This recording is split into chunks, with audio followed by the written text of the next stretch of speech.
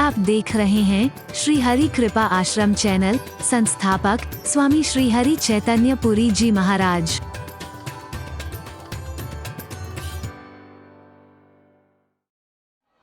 और जोर से बोलो ना जरा।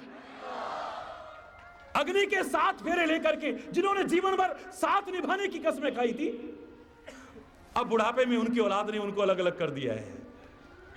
पापा आप फलाने भैया के पास रहो, मम्मी आप फलाने भैया के पास रहो। और इतने पर सब्र नहीं आया, 15 दिन वहां रहो, 15 दिन वहां रहो। अगर 16वां दिन हो गया तो गाड़ी लेके पहुंच गए हैं कि भैया तुम लेने क्यों नहीं आए पापा। शर्म आनी चाहिए हमें, ये हमारे देश की संस्कृति के नाम पर अच्छा नहीं हो रहा है। बता दे से कह रहा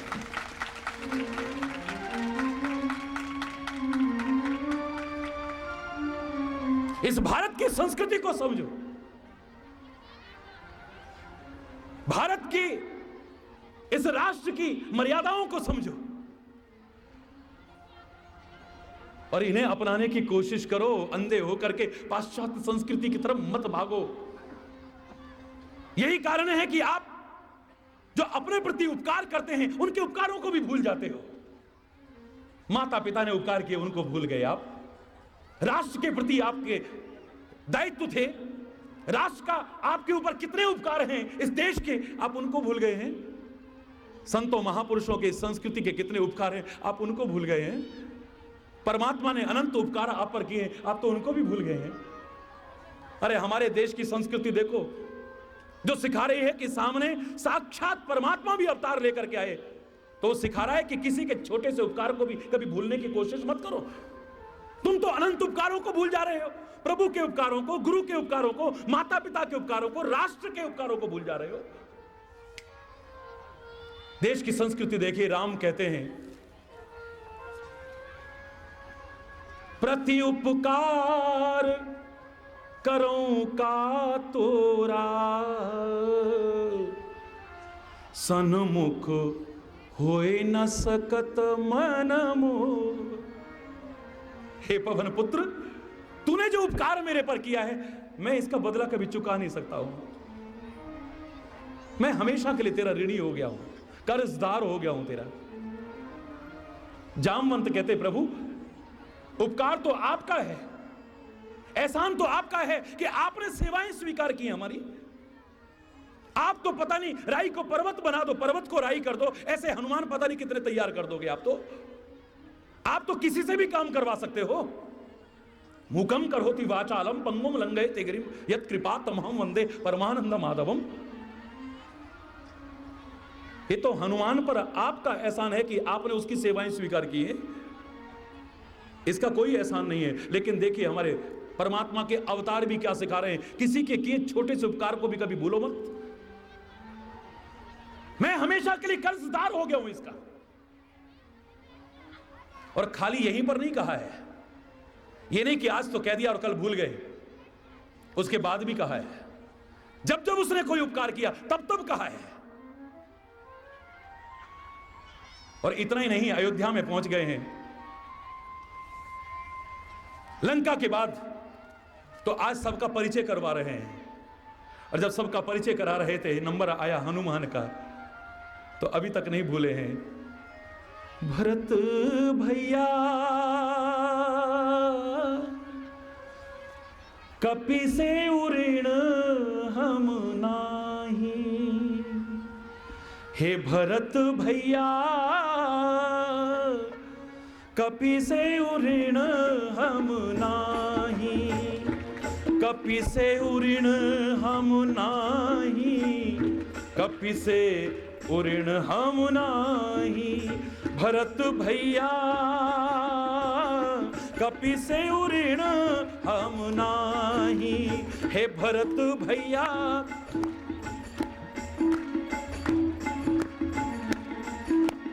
हे भरत भैया कपि से उऋण हम नाही।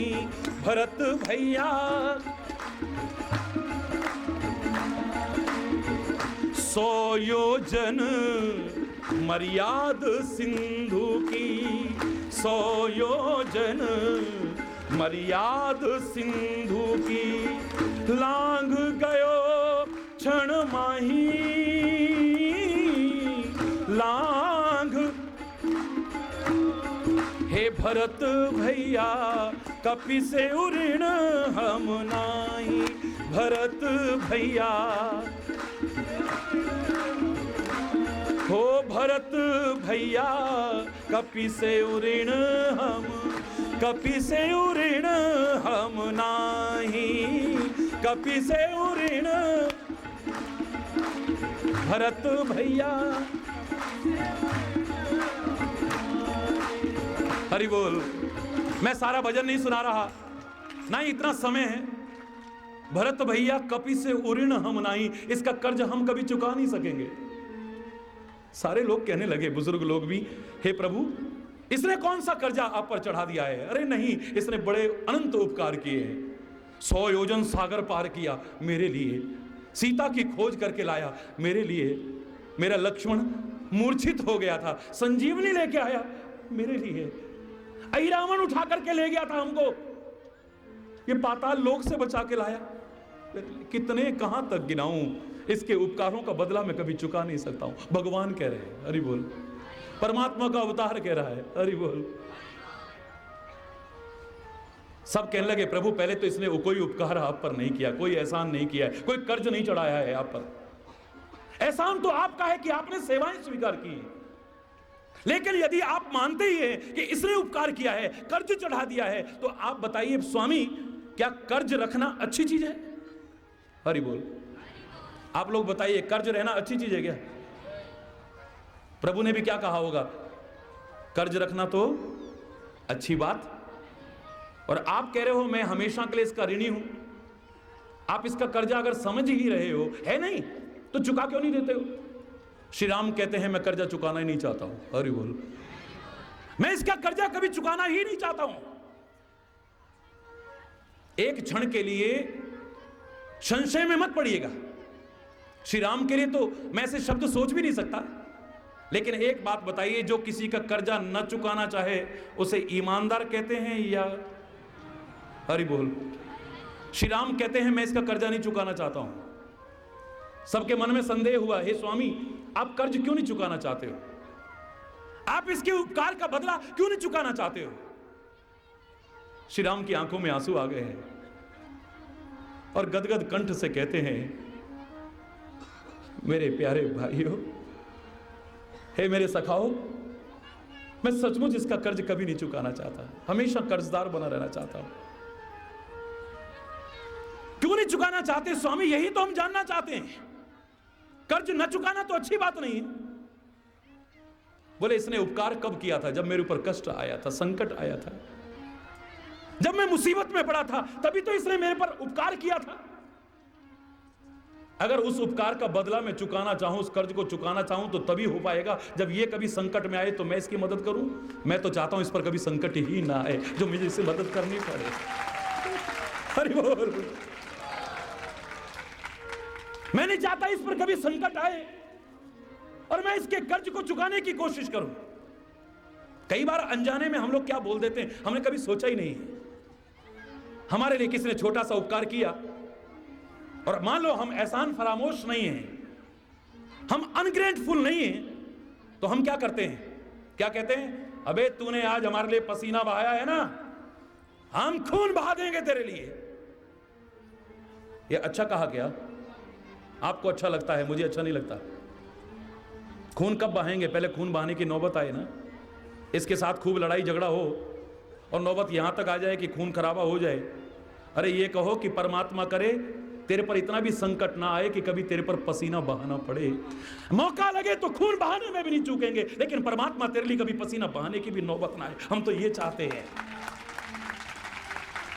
आप अनजाने में कितनी गलती कर रहे हैं आपको पता ही नहीं, कितनी बड़ी।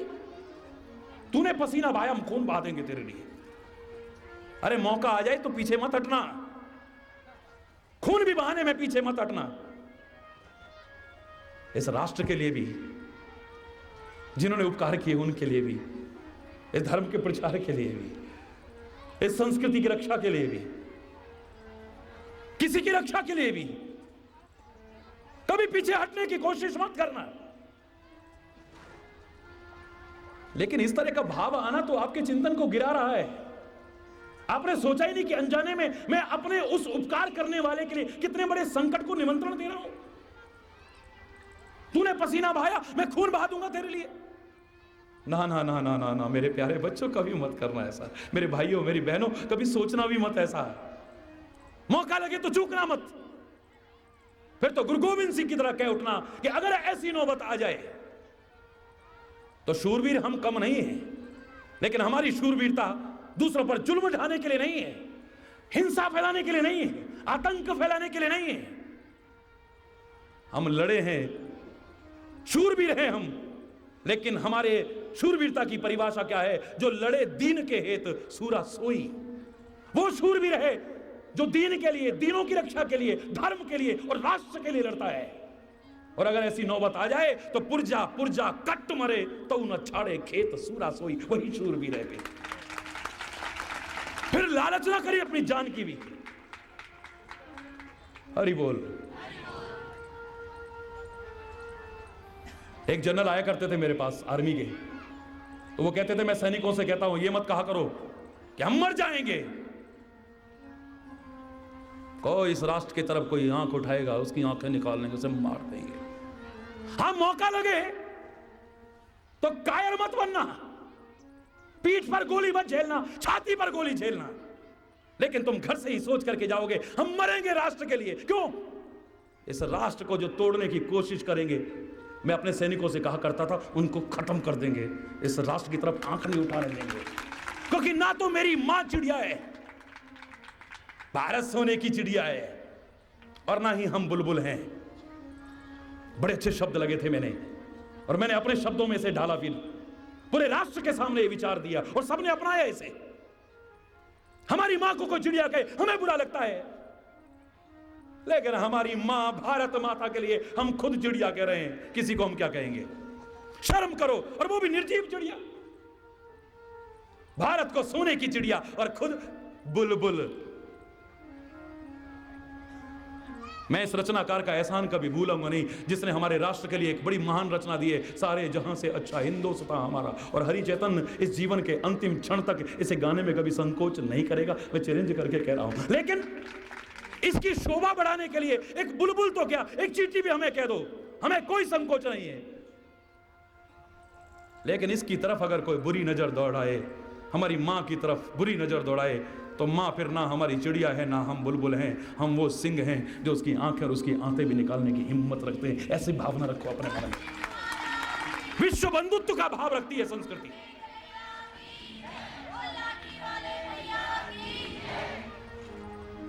सारे विश्व का भला चाहती है मेरी संस्कृति, लेकिन उससे पहले जन्मभूमि के प्रति भी आपका कोई कर्तव्य है, इसका भी एहसास कराती है। आपकी जन्म देने वाले माता पिता के प्रति भी कोई कर्तव्य है, इसका भी एहसास कराती है। और सारी सृष्टि को जन्म देने वाला वो परमात्मा जिसने अनंत उपकार किए हैं, उसके प्रति भी कोई कर्तव्य है, इसका भी एहसास कराती है। उसके उपकारों को भी भूलो मत। मैं तो कहता हूं आप पर उसने अनंत उपकार किए, पर आप क्या कर रहे हो? हरि बोल। उसने जो कुछ दिया है इसका भोग मत करो, इसका उपभोग मत करो, इसका उपयोग मत करो, इसका सदुपयोग करो। और सदुपयोग न कर सको, कम से कम दुरुपयोग करने की कोशिश मत करो। चाहे उसने धन दिया है, चाहे उसने शक्ति दी है, चाहे उसने पद दिया है, चाहे उसने सामर्थ्य दी है, चाहे ज्ञान दिया है, कुछ भी तुम्हें दिया है, इसका भोग, इसका उपभोग, इसका उपयोग नहीं, इसका सदुपयोग करो। ना कर सको कोई बात नहीं, कम से कम दुरुपयोग मत करो, और बढ़ता जाएगा ये। और सबसे अच्छा उपयोग क्या है बताओ ना जरा, क्या उपयोग है? किसी जरूरतमंद की सहायता करो ना, किसी अभावग्रस्त की सहायता करो ना। मैं जब आ रहा था तो हमारे यहां तो वेश को भी प्रणाम है, हालांकि हर वेशधारी संत नहीं है, लेकिन फिर भी वेश की मर्यादा है। ये जानने के बाद भी आज वेश के अंदर कैसे कैसे लोग छुपे हैं। एक दिन मजाक चल रहा था, मेरे पास कुछ उच्च अधिकारी, कुछ राजनेता और कुछ संत अच्छे इस तरह के जो माने जाते हैं वो बैठे हुए थे, हम लोग चर्चा कर रहे थे। तो मजाक मजाक में एक दूसरे पर आरोप करने लगे। मैंने कहा फिर तुम सभी अच्छे नहीं हो भाई, एक दूसरे पर उंगलियां मत उठाओ, अपनी कमियां दूर करो, प्रेरणा करो। वो कहता है ये खाकी वर्दी वाले ना बहुत बेकार हैं, हरि बोल। दूसरा कहता है अबे इनसे भी ज्यादा बेकार तो खादी वर्दी वाले हैं, हरि बोल। तीसरा कहता है अबे इनसे भी ज्यादा तो ये जो भगवे कपड़े पहन करके बैठे हैं, पता नहीं इनके अंदर कौन कौन छुपे हैं, इनका पता तो है कम से कम, इनका तो पता भी नहीं चलता है कौन कौन छुपे हैं, पता नहीं, इनमें तो पता भी नहीं चलता है कौन कौन कैसा कैसा छुपा है, हरि बोल। एक दूसरे पर ही हम दोषारोपण करते रहते हैं, लेकिन फिर भी वेश को भी प्रणाम है। मैं आ रहा था तो जब आप संत लोग मुझे प्रणाम कर रहे थे, मुझे शर्म आ रही थी, मैं बल्कि मन कर रहा था कि सबके चरणों में मैं प्रणाम करूं, हरि बोल। जोर से बोलो ना। संत ने जब प्रणाम करा, रामू की निगाह पड़ी, रामू को बड़ी शर्म की, बड़ी गिलानी की अनुभूति हुई। एक संत मुझे प्रणाम कर रहा है। वो आगे बढ़ा, चरणों में लंबा लेट गया। महाराज ये क्यों पाप चढ़ा रहे हो, क्यों अपराध चढ़ा रहे हो मुझे? ना भाई ना, तू प्रणाम करने लायक है। यहां बैठे बैठे जिससे गंगा मैया खुश है, जिससे परमात्मा प्रसन्न है, वो कोई साधारण व्यक्तित्व तो नहीं हो सकता है। मैं तेरे चरणों में नमन करता हूं। अंदर तो आइए महाराज। जैसा टूटा फूटा था वहीं पर बैठा लिया बेचारे ने। सत्कार अतिथि का करना चाहिए। मैं नहीं कहता कि आप काजू बादाम खिलाइए, मैं नहीं कहता अच्छे अच्छे पकवान खिलाइए, अपनी सामर्थ्य के अनुसार। आ बैठ पानी, तीन चीज मोल नहीं लानी। आ बैठ पानी, तीन चीज, इनमें खर्चा हुआ कोई? आओ जी आओ, बैठो भैया, पानी पियो, कोई खर्चा नहीं। आदमी खुश होकर जाएगा अगर प्यार से कहोगे तो। और यहां पर 111 बना के चाहे कितने पकवान खिला लेना, कोई भूखा नंगा हो जो खुश होकर के जाएगा, प्यार की कदर समझने वाला कभी प्रसन्न होकर नहीं जाएगा। वो दुर्योधन के मेवे भी त्याग देगा फिर, परमात्मा ही नहीं, जो भी प्यार की कदर जानता है। हरि बोल। जो सामर्थ्य थी बेचारे की वैसे ही बैठाया, चरणों में प्रणाम किया, जो अपने पास था वो अर्पण करने लगा। संत की आंखों में आंसू आ रहे हैं, उधर रामू की आंखों में आंसू आ रहे हैं। बस छोटी सी बात है, जितने ध्यान से आप सुन रहे हो, परमात्मा की कृपा उससे कहीं ज्यादा आप पर हो। हरि बोल। ध्यान से सुनना, इसे चूक मत जाना। संत कहते हैं कि भैया मैंने एक सपना देखा है, और अब मैं उसे सपना नहीं कहूंगा, एक परम अभूतपूर्व दृश्य देखा है जो सामने साकार हो रहा है। लाखों लोग गए, उनमें से गिने चुने लोगों से गंगा मैया और परमात्मा प्रसन्न है, और तू तो गया भी नहीं, पर तेरे से तो गंगा मैया और भगवान प्रसन्न है। आखिर तूने ऐसा कौन सा पुण्य का कार्य किया है? जब सपना सुनाया, मैं नहीं सुना रहा पूरा, समय भी कम है। रामू कहता है महाराज ये सपना तो मैंने भी देखा था। हरि बोल। पर मेरे आज तक समझ में नहीं आ रहा है कि मैंने ऐसा कौन सा काम किया जो यहां रहते हुए गंगा मैया मेरे से प्रसन्न हो गई, परमात्मा भी मेरे से प्रसन्न है। मैं भी इस रहस्य की गुत्थी को सुलझा नहीं पा रहा हूं। प्रभु आप कृपा करो ना, इस रहस्य की गुत्थी को सुलझाओ ना। को प्रणाम है मेरा, लेकिन आप देख रहे हैं कोई भी हाथ नहीं उठा, इन्होंने नहीं किए। और सुन लो, अभी अगर इनसे कहा जाए वो दोहा सुनाओ, संत दर्श को जाइए तजी माया अभिमान, जो जो पग आगे धरे कोटिक। एक एक कदम भी संत की तरफ बढ़ो तो करोड़ों यज्ञों के बराबर फल मिलता है। आपको इसलिए नहीं मिलता क्योंकि विश्वास ही नहीं है, खाली जबान से कहते हुए। अब बोलो आपने किए कि नहीं? किस किस ने किए बोलो ना। अरे अब सबने किए। संत कहते हैं रामू, हे रामू भैया, क्या तुमने कोई यज्ञ किया है? बोले नहीं महाराज। कोई पुण्य किया है? नहीं महाराज। कोई दान किया है? बोले नहीं महाराज। किसी की कोई सेवा की है? बोले नहीं महाराज। भगवान की बहुत भक्ति की है? बोले नहीं महाराज। तो फिर भगवान प्रसन्न, गंगा मैया प्रसन्न। अच्छा एक बात बताओ, क्या गंगा स्नान का भाव तुम्हारे मन में आया कभी? हरि बोल। बात समापन की ओर है, बड़ी महत्वपूर्ण है, चूक जाओगे तो गड़बड़ हो जाएगा। हरि बोल। ध्यान से सुनना इसे। कभी मन में भाव आया? बोले हाँ, कुंभ का पर्व था, इतना अच्छा पर्व था, कई महीने पहले से मन में आया, काश मैं भी गंगा मैया पे जाता। ओ हो, ठीक, बहुत अच्छा। तो फिर तुम गए क्यों नहीं? बोले महाराज एक एक पैसा मैंने बचा बचा करके नेक कमाई का। हरि बोल। आप इसे देख रहे हैं बहुत बड़ा यज्ञ, लेकिन मैं वैसी प्रशंसा नहीं कर रहा हूं। बहुत गहराई से देखने के बाद मैं दावे से कह सकता हूं ये सारा बड़ी नेक कमाई से, बड़े प्यार और श्रद्धा से यज्ञ हो रहा है। हरि बोल। हरि बोल। मैं जानता हूं, अच्छी तरह से जानता हूं, मैं किसी की व्यक्तिगत प्रशंसा करने यहां नहीं आया हूं।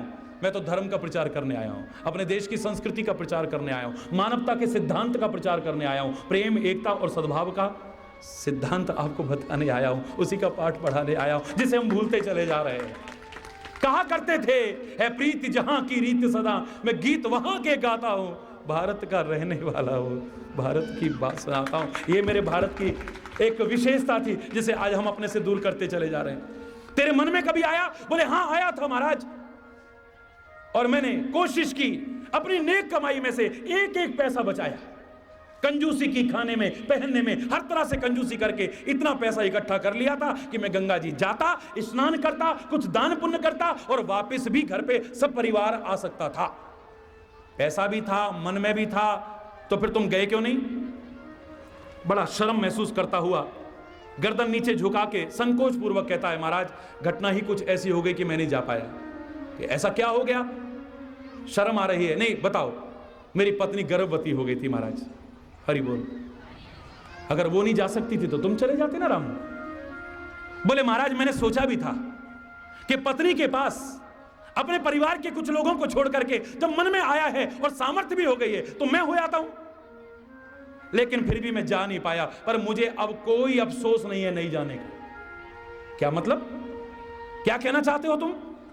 बोले महाराज हुआ ये, उस गर्भावस्था में मेरी पत्नी के मन में पड़ोस से मेथी के साग की खुशबू आ रही थी, उसे सूंघ करके मेथी खाने का मन कराया। हरि बोल। संत बोले गर्भावस्था में महिलाओं के कई प्रकार की इच्छाएं हो जाती हैं, कोई खास बड़ी बात नहीं है। गंगा जी पर न जाने का यह कारण तो कोई बहुत बड़ा कारण नहीं है। बोले महाराज वही तो बता रहा हूं। उसने मेरे से कहा कि मेरा मेथी का साग खाने को मन कर रहा है। मैंने कहा अभी लाता हूं। पूरे बाजार में घूम आया, पास के गांव में भी हो आया, सारे खेतों में घुमाया, लेकिन मेथी का साग नहीं मिला। हरि बोल। अपनी पत्नी की छोटी सी इच्छा पूरी नहीं कर पाया मैं। मुझे शर्म आने लगी। आखिर में हार करके, जिसने कभी मांगा नहीं था किसी से, आज पहली बार अपनी पड़ोसन बहन से मैं मांगने चला गया कि बहन मेरी पत्नी की इच्छा है और उसकी इच्छा पूरी करनी है, कहीं मेथी नहीं मिल रही है, थोड़ा सा साग दे दे। मैं गया, उसने बड़ा सत्कार किया मेरा। अरे भैया आज तुम मेरे घर में, मेरी कुटिया में, अरे तुम तो बड़े भगत हो, तुम्हारे चरण भी पड़ गए, मेरी कुटिया पवित्र हो गई भैया। अरे रामू भैया कहो कैसे आए हो? बोले शर्म आ रही है। शर्म मत करो, बहन कहते हो और संकोच करते हो, कहो ना भैया कुछ मांगने आया हूं। वो रोने लगी, भैया मैं तो खुद ही अभावग्रस्त और दुखी हूं, दरिद्री हूं, मैं तुम्हें क्या दे सकती हूं। बोले ना ऐसी बड़ी चीज नहीं है जो तुम ना दे सको। तो फिर तो जान भी अगर तुम मांगो भैया तो मैं तुम्हें देने को तैयार हूं। मांग लो ना, क्या चाहते हो? बोले मुझे कुछ और नहीं, तुम्हारे घर से मेथी के साग की खुशबू सूंघ करके मेरी पत्नी के जिसके गर्भ है उसका मन कराया है मेथी का साग खाने को, थोड़ा सा मेथी का साग दे दो। उसकी आंखों में आंसू आ गए, भैया पहली बार तुम आए, तुम्हारे जैसा परम भक्त मेरी कुटिया में आए और वो भी आकर के इतनी छोटी सी चीज मांगे और मेरे पास होते हुए भी मैं ना दूं।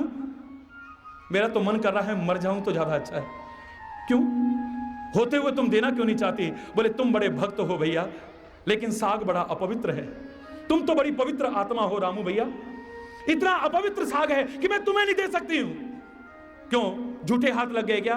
बोले नहीं, वो तो मैं प्रभु को अर्पण करके लेती हूं, कभी झूठे हाथ तो लग ही नहीं सकते हैं, तो फिर अपवित्रता का एक ही है।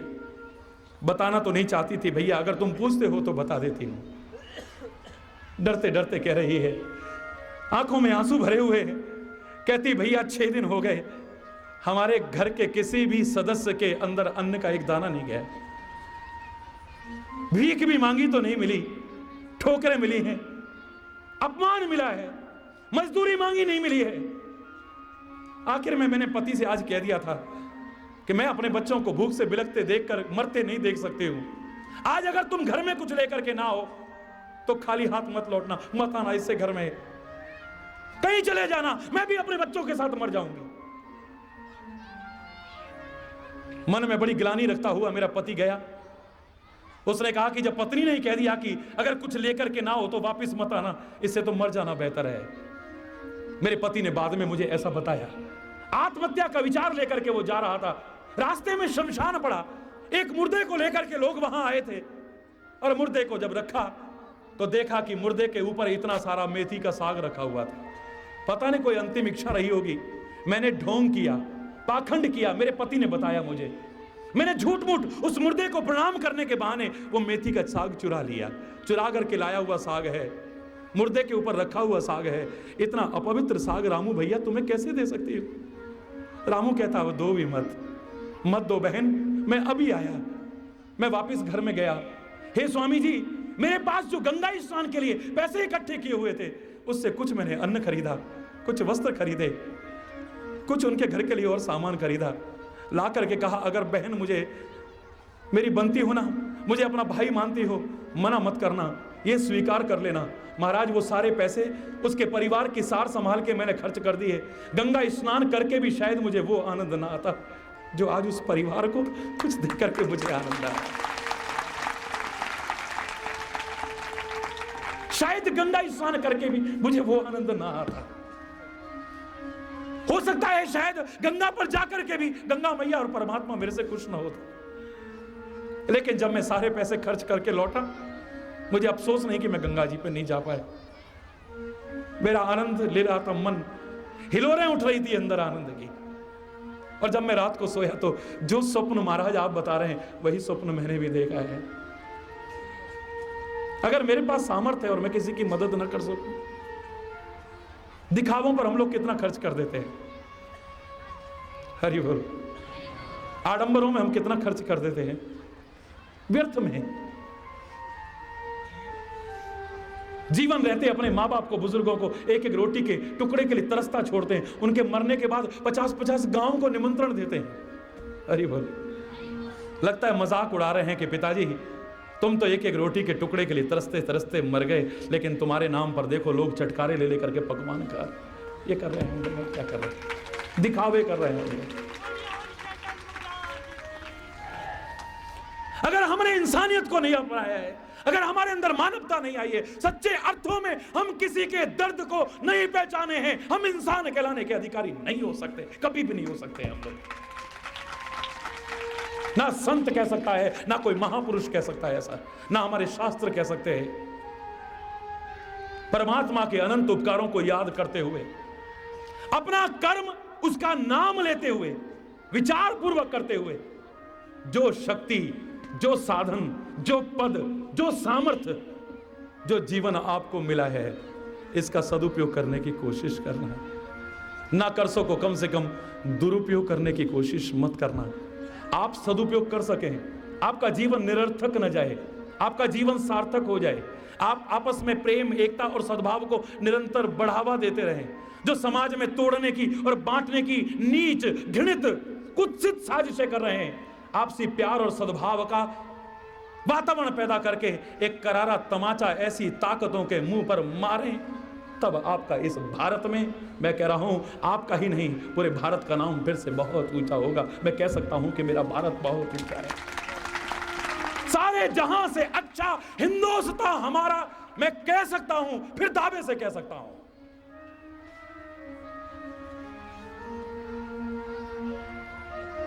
मेरा भारत महान। अभी मैं जब कहता हूं तो पीछे से कोई आवाज लगाता है 100 में से 99 बेईमान, और मेरा भारत महान।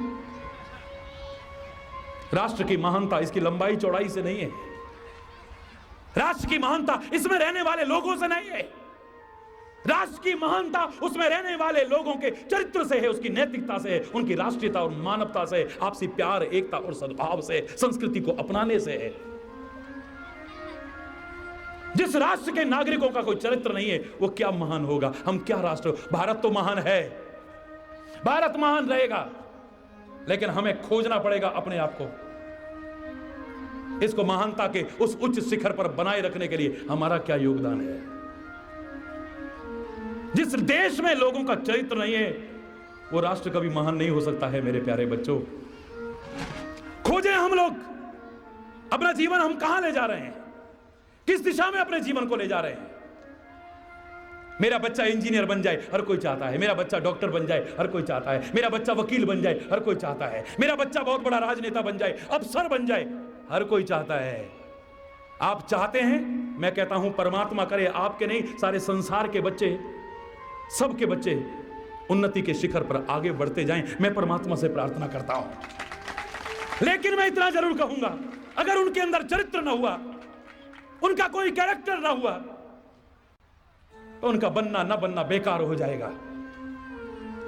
मेरा बच्चा वकील बन गया है, इलाके का नहीं, देश का नहीं, विश्व का सबसे बड़ा वकील, लेकिन उसका कोई कैरेक्टर नहीं है। लोग डरेंगे उससे मुकदमा लड़ने से। ये कहीं हमारे दुश्मन से मिल गया तो इसका तो कोई भरोसा ही नहीं है। जिसका कोई कैरेक्टर नहीं है वो वकील चाहे विश्व का सबसे बड़ा हो, उससे मुकदमा जीतने की गारंटी कभी मत करना। हरि बोल। कैरेक्टर का मतलब एक ही नहीं होता है जो आप लगाते हो। कैरेक्टर का तात्पर्य आप समझ रहे होंगे, हर अर्थ में अलग अलग लगा लीजिएगा। मेरा बच्चा विश्व का सबसे बड़ा इंजीनियर बन गया, लेकिन अगर उसका कोई कैरेक्टर नहीं है, उसकी बनाई सड़क, उसका बनाया पुल, उसकी बनाई बिल्डिंग अगर पहले चरण में भी धराशायी हो गई तो कोई अतिशयोक्ति नहीं है। कोई पता नहीं वो टिकेगा कि नहीं टिकेगा, कोई पता नहीं है। उद्घाटन करते हुए मंत्री महोदय डरेंगे, वो कहेंगे पहले तुम चल के दिखाओ। हरि बोल, हरि बोल। किसी ने एक मजाक किया था, एक इंजीनियर के पास ठेकेदार गया, उन्होंने कहा इंजीनियर साहब आपने ठेका दिया मुझे चूना लगाने का पुल पे, पर जिस पुल पर कहा वो तो पुल ही नहीं है। बोले बेवकूफ है इंजीनियर साहब, बेवकूफ मत कहिए, ठीक है आप ऑफिसर हैं तो अपनी जगह होंगे, आप मेरे को बेवकूफ क्यों करें? बोले बेवकूफ नहीं है। अबे बेवकूफ, हम सारा पुल खा गए तो चूना नहीं खा सकता है। अरे बोल। जिस इंजीनियर का कोई कैरेक्टर नहीं होगा, मैं किसी पर आक्षेप व्यक्तिगत नहीं कर रहा हूं, मैं तो अपने पर भी कर रहा हूं, आप पर भी कर रहा हूं, और सबसे कह रहा हूं हम सबको सोचने को मजबूर होना पड़ेगा कि इस राष्ट्र के विकास में, इस राष्ट्र को महान बनाने में हमारा क्या योगदान है, आपका क्या योगदान है, मेरा क्या योगदान है, सबका क्या योगदान है, इसमें शांति बनाए रखने के लिए क्या योगदान है। जिस वकील का कोई कैरेक्टर नहीं, उससे मुकदमा जीतने की गारंटी कभी मत लेना। जिस इंजीनियर का कोई कैरेक्टर नहीं है, उसकी बनाई पुल, बिल्डिंगें और सड़कें मजबूत बनेंगी, कभी गारंटी मत रखना, कभी विश्वास मत करना। जिस डॉक्टर का कोई कैरेक्टर नहीं है वो तुम्हें जीवन देगा, इस धोखे में मत रहना।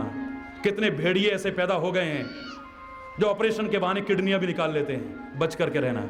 हरि बोल, हरि बोल। जिसका कोई कैरेक्टर नहीं है वो डॉक्टर हमें जीवन दे सकेगा, इस बात की कोई गारंटी नहीं है। जिस राजनेता का कोई कैरेक्टर नहीं है वो राष्ट्र को कभी उत्थान की ओर ले जाएगा, कोई गारंटी नहीं है। जिस संत का कोई कैरेक्टर नहीं है वो लोगों को सही मार्गदर्शन दे सकेगा, कोई गारंटी नहीं है। दावे से कह रहा हूं मैं आपसे। जिस गुरु का कोई कैरेक्टर नहीं है वो अपने शिष्य को महानता के शिखर पर पहुंचा सकेगा, कोई गारंटी नहीं है। हम खाली कहते थे if the wealth is lost nothing is lost, if the health is lost something is lost, और if the character is lost everything is lost. धन गया तो कुछ न गया, स्वास्थ्य गए कुछ जाता है, यदि चला चरित्र गया नर का तो फिर कुछ नहीं रह जाता, कुछ नहीं बचता है। मेरा भारत महान था और मैं दावे से कह रहा हूं अभी भी अगर मैं भी आप भी सारे समय पर सतर्क हो गए तो मेरा भारत महान रहेगा, इतना मुझे विश्वास है। मैं चैलेंज करके कह सकता हूं। संस्कार हमारे अंदर हैं,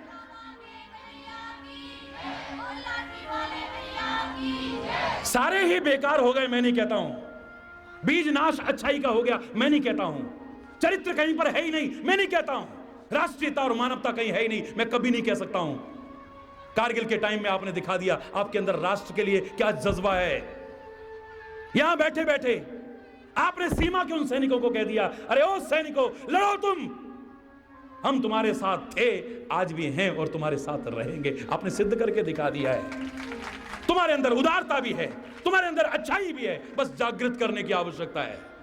जितने बेईमान बनते थे, जितने भ्रष्ट बनते थे, जितने रिश्वतखोर बनते थे, सबके अंदर उदारता कहां से आ गई? दिल खोल करके दान दिया था राष्ट्र कोष में। हरि बोल। राष्ट्रीय रक्षा कोष में इतने इतने बच्चे तक ने, और मैं तो कह रहा हूं देश के भिखारी, जब मैंने सुना कि भिखारियों तक ने दिया है, हरि बोल, जो सारा दिन कटोरा लेके मांगते थे वो भी शाम को जा रहे हैं एसडीएम साहब, डीएम साहब, ये हमारी तरफ से वो जो सैनिक लड़ रहे हैं उनकी रक्षा के लिए हमारी तरफ से भी योगदान ले लीजिए। दिल में आया कि इस राष्ट्र में अभी भी है ऐसा, तभी तो ये संस्कार इतने गहरे हैं ना, तभी तो मेरे देश पर, इस देश की संस्कृति पर कितने आक्रमण होते रहे, आज भी हो रहे हैं और होते रहे बेशक आगे। हम निर्भीक हैं, हम निश्चिंत हैं कि इस देश की राष्ट्र के, इस देश को और इस देश की संस्कृति को ना कोई नष्ट कर सका, ना कर सक रहा है, ना कभी कर पाएगा। मैं दावे से कह रहा हूं, कभी कर भी नहीं पाएगा, किसी की हिम्मत नहीं है। कुछ है हमारी, जो हमारी हस्ती को मिटाने की किसी की हिम्मत नहीं हुई है। बड़े बड़े भी यहां आकर के हार गए हैं इसी भारत की भूमि पर। हरि बोल। कमियां आई हैं, राष्ट्र में नहीं आई हैं, राष्ट्रवासियों में आई हैं। राष्ट्रवासियों को जागरूक होना पड़ेगा, अपने अंदर के अच्छे संस्कारों को जागृत करना पड़ेगा, और जागृत हो जाएं। इंसान कोई बुरा नहीं है, इसलिए महापुरुष कहा करते थे, पाप से घृणा करो, पापी से नहीं। हरि बोल, जोर से बोलो ना।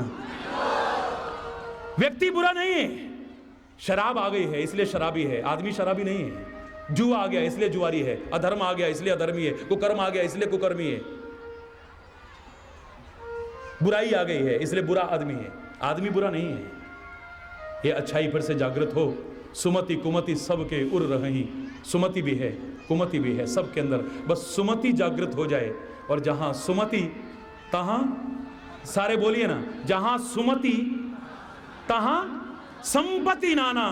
परमात्मा की कृपा हो, आपको सुमति मिले। ईश्वर अल्लाह तेरो नाम सबको सन्मति दे भगवान। अल्लाह तेरो नाम, ईश्वर तेरो नाम, अल्लाह तेरो ईश्वर तेरो नाम, सबको सन्मति दे भगवान, सबको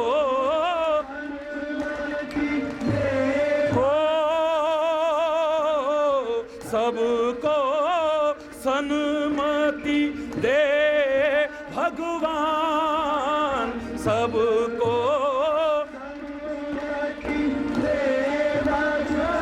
सारे मिलकर के प्रार्थना करेंगे। मैं देख रहा हूं कितना प्यारा गुलशन बन गया है ये। मेरे सिख भाई, मेरे मुसलमान भाई, मेरे हिंदू भाई, सब के सब यहां बैठे हैं। बड़े प्यार से सारे मिल करके बोलेंगे, अल्लाह तेरो नाम, ओ अल्लाह तेरो,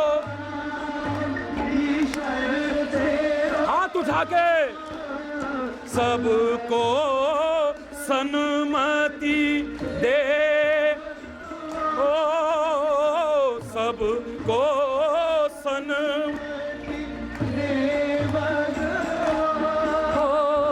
सबको, हाँ सबको सबको सन्मति दे भगवान। सब सुमति को उजागर कर सकें, कुमति निवार सुमति के संगी बन सकें, और सुपंथ पर चलते हुए अपनी सुमति को उजागर करते हुए अपना कल्याण करते हुए औरों को भी कल्याण की प्रेरणा दे सके, औरों का भी कल्याण कर सके। सुखी हो सारे, समृद्ध हो सारे, खुशहाल हो सारे, मिलकर के रह सके सारे। प्रेम, एकता और सद्भाव निरंतर बढ़ता चला जाए, घर घर में, परिवार परिवार में, नगर नगर में, पूरे राष्ट्र में, पूरे विश्व में। ज्योति से ज्योति चलाते चलो प्रेम की गंगा। और जिसे प्रेम नहीं आया वो ज्ञान बेकार है, वो पठन बेकार है, वो पाठन बेकार है। पोथी पढ़ पढ़ जगमुआ, पंडित भया न कोई, ढाई आखर प्रेम का पढ़े सो पंडित होए। आपने प्रेम का संदेश पढ़ा है, आपने प्रेम को अपनाया है, आपका प्यार ही महाराज जी को यहाँ खींच करके लाया है। ये प्यार आपका निरंतर बढ़ता रहे, खाली महाराज जी के प्रति नहीं, खाली धर्म संस्कृति के प्रति नहीं, खाली परमात्मा के प्रति नहीं, सबका आपस में भी प्यार हो। इन्हीं शब्दों के साथ अगर कोई गलत शब्द निकला हो उसके लिए क्षमा याचना करते हुए अपनी वाणी को विराम दें। लेकिन एक बार जोर से बोलेंगे, धर्म की, धर्म की, अधर्म का, प्राणियों में, विश्व का, गौ माता की, भारत माता की, गंगा माता की, संत समाज की, भारत की देवियों की, भक्त समाज की,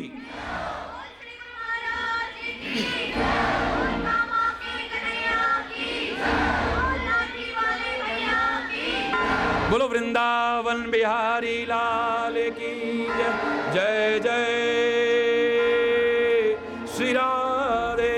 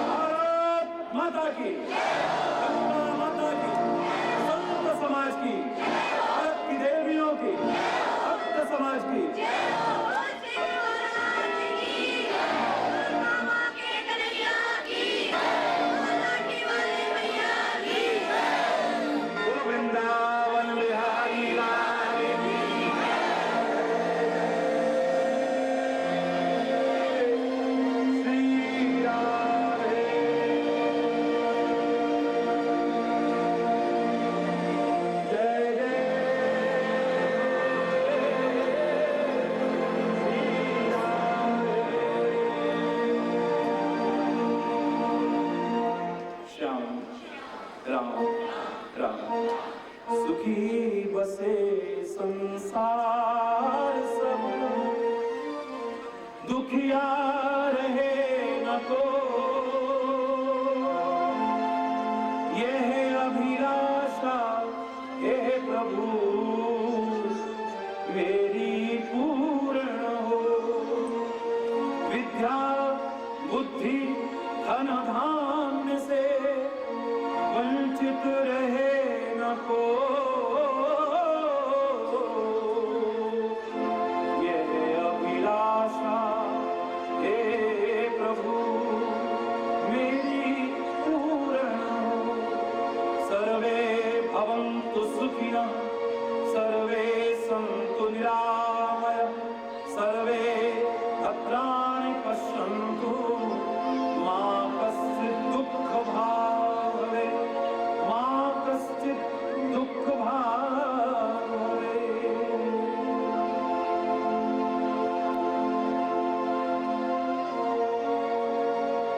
हरि बोल, हरि बोल। कार्यक्रम की सफलता के लिए ईश्वर की कृपा से जिन्हें प्रेरणा हुई और आयोजन किया उनको बहुत बहुत हार्दिक बधाई। ये कार्यक्रम खाली एक स्वस्थ मनोरंजन मात्र न रहे, हमारे जीवन को एक दिशा दे सके, हमें सच्चे अर्थों में इंसानियत का, मानवता का पाठ पढ़ा सके, हम एक दूसरे के दर्द को पहचान सके,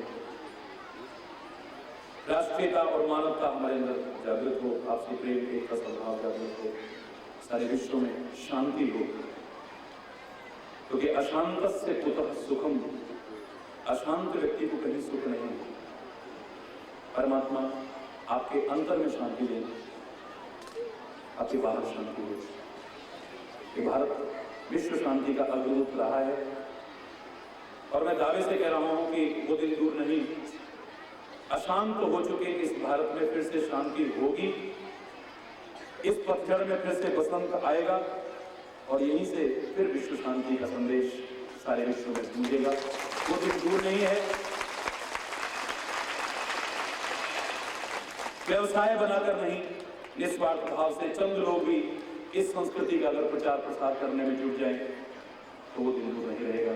आ जाए वो दिन, जल्दी आ जाए। परमात्मा की कृपा से बहुत झेल चुके हैं हम उन अमानवीय कृत्यों को, उस हिंसा को, उस आतंक को।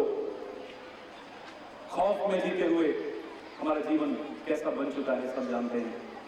असुरक्षा की भावना आज हर व्यक्ति में आ चुकी है। परमात्मा की कृपा से सबके अंदर परमात्मा के प्रति, इन वचनों के प्रति और आत्मविश्वास अपने प्रति जागृत हो और अभयता हमारे अंदर आए, असुरक्षा की भावना हमारे अंदर से खत्म हो।